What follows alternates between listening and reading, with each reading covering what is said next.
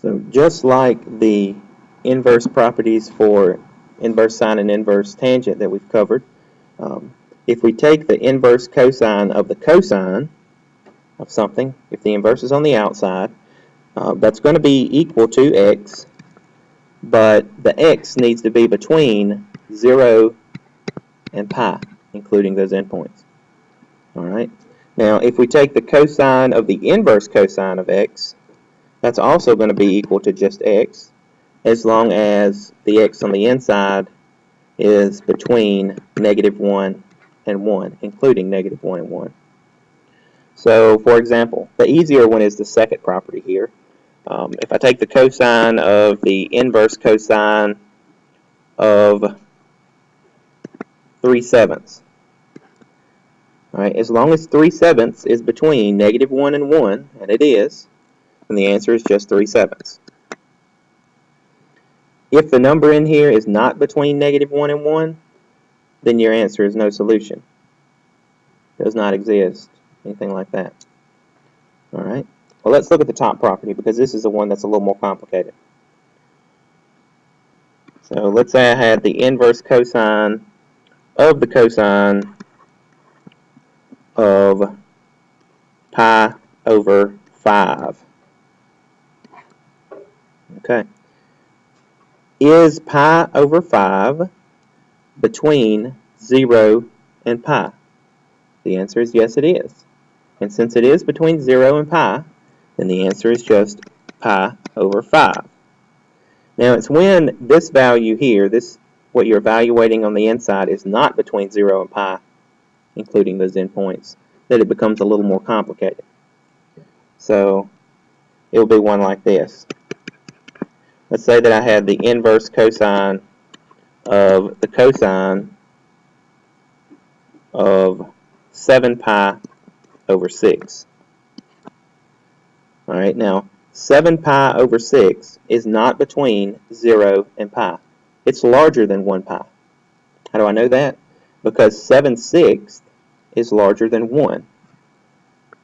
Not very much, but just a little bit larger than 1. So I can figure out which quadrant that I'm located in. Okay.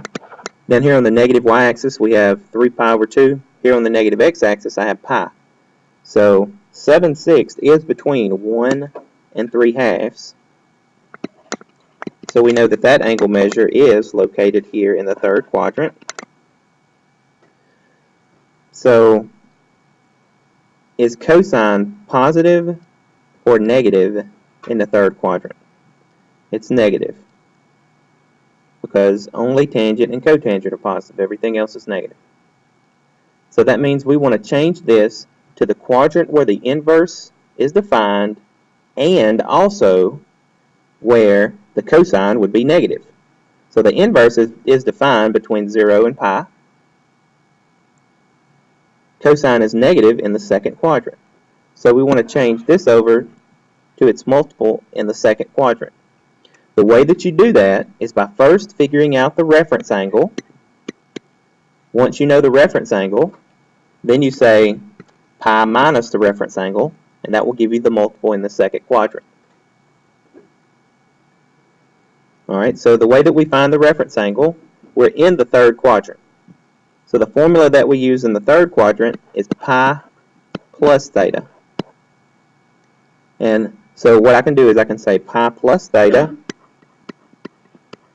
is equal to 7 pi over 6 and solve for theta.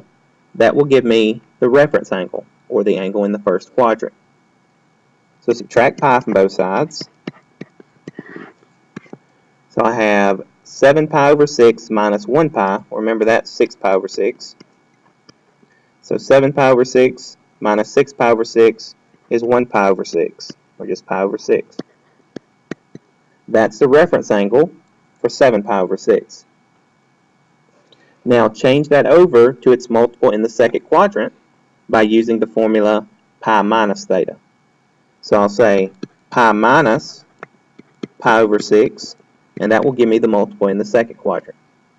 So remember that's 6 pi over 6, so minus 1 pi over 6 is 5 pi over 6. So now I can go back to my original problem here, and I can substitute in a 5 pi over 6 instead.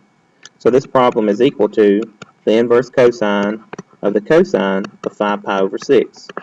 And 5 pi over 6 is between 0 and pi. We made sure of that. So my answer is just 5 pi over 6.